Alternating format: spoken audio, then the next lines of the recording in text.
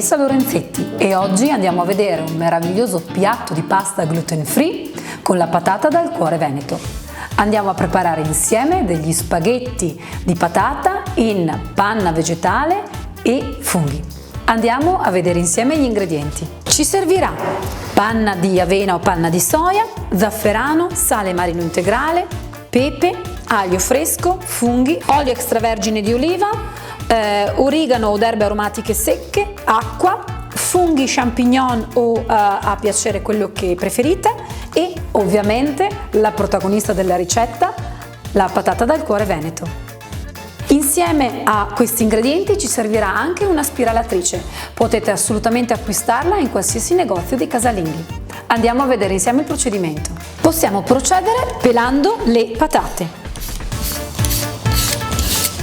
Andiamo ora a spiralare la nostra patata.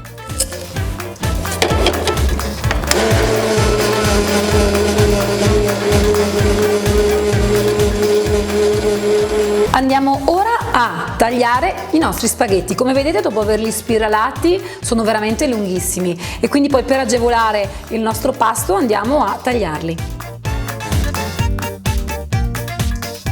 Andiamo ora a mettere un filo d'olio in una padella antiaderente.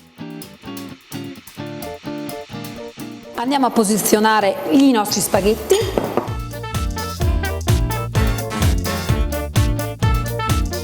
Andiamo ad aggiungere poi un goccino d'acqua dove potremmo già sciogliere dello zafferano.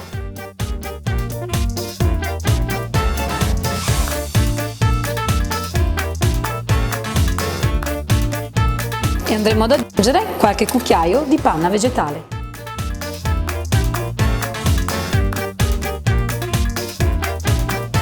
Andiamo ora, finché i nostri spaghetti cucinano, a spadellare i nostri funghi. Quindi una padella antiaderente, un goccio di olio extravergine di oliva, uno spicchio d'aglio, i nostri funghi.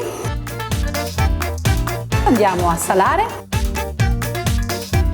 origano, erbette secche e pepe.